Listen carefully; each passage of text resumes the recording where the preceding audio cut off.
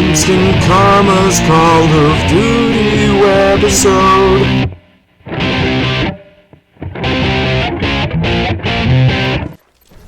Hi guys, and welcome back to another Call of Duty commentary with myself, Instant Karma, that's with an E. Today we got some gun game on Crisis for you. One thing you're going to notice pretty fast here is this game is before the patch. There is still the RPG in here, and it's a lot harder to get a kill with that first sniper rifle.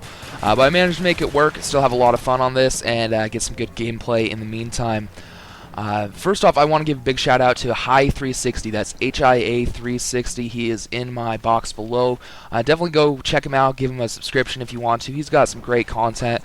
I just got done playing a few rounds with him in Nandy22 or my camera today, and I swear they never have bad games. So they're always fun to watch and a lot of good times if you check out their stuff. And I know Hi's getting out like 2 videos a day going on right now, so a lot of content for you to watch there. He'll definitely keep you satisfied. But into the game here, we're up to the shotguns, onto the stakeout and off the stakeout. But I did want to talk about the shotguns here for a little bit. We got a few different ones with the Olympia, the Spaz, the stakeout, and then finally the HS-10. Now, I do like what they did with the HS-10. Granted, it is the most powerful shotgun in the weapon, or in the game, but it's kind of reminiscent of the AA-12 from the last game, or what I remember it used to be. Our full auto shotgun where you just hold down the trigger and it sprays. They did reduce the bullets and don't let you get extended mags on there, so it ends up being an equal balance, and you do have to be very close range because the AA-12 was none of the above of what I just stated there. You could get almost across the map kills, it seemed like, and you got 12 bullets in the chamber, or 12 shells, and just a beast of a weapon, unstoppable, and just really, took the fun out of the game for me. And then we do have the Spaz 12. I also like how they're only doing one attachment for each of these shotguns, and it's not the same attachment for each one. Like I said, we had the dual wield for the HS-10, and then we have the silencer for the Spaz, and I think it's the grip for the stakeout. I'm not sure what the Olympia has. But I really like having that silenced Spaz because it does take down the range, so you have to be a little bit closer. I have a gameplay here that'll be uploaded in a bit where I put 5 shots into this guy, and it was because he was a decent ways away. But it was nice to see that it is a little bit more scaled. Now, granted, if you are going to be in close range combat, you just plug it in their gut, and it is a one-shot kill. But, shotguns are going to act like that in real life. Now, if only they just have their innards blow out and, push them up against the wall, they'll only really be talking realistic. But I don't know if they'd want to see that. I know Mortal Kombat's having a hard enough time with all their brutality. I know that one's actually banned in Australia, so they probably want to get these games, the Call of Duty games, sold as many places as possible, so they kind of scale it down a bit. But doing pretty good. I definitely have seen a lot of improvement with the realism in the games since Call of Duty 4 in terms of graphics and just weapons. But sniper rifle hit markers are going to be one thing that's not realistic at all.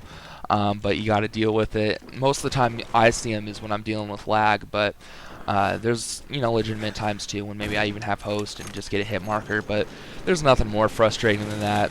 But back to my original topic of the shotguns, I think we were on to the Olympia here. That's a great weapon as well. It's the first one that you get.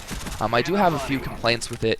It does have those 2 bullets, so it takes a little while to reload and you go through your ammo pretty fast. But slap slide a hand on there, it makes it a little bit better, but if you're in the heat of battle, it's going to be a rough go for you. Luckily, it does have the range that some people are looking for from Modern Warfare 2. Last but not least, we have the stakeout with the grip. That one also is going to have a decent amount of range on it. Again, another problem I have with that is how long it takes to get another bullet in the chamber when he's, cocking the gun.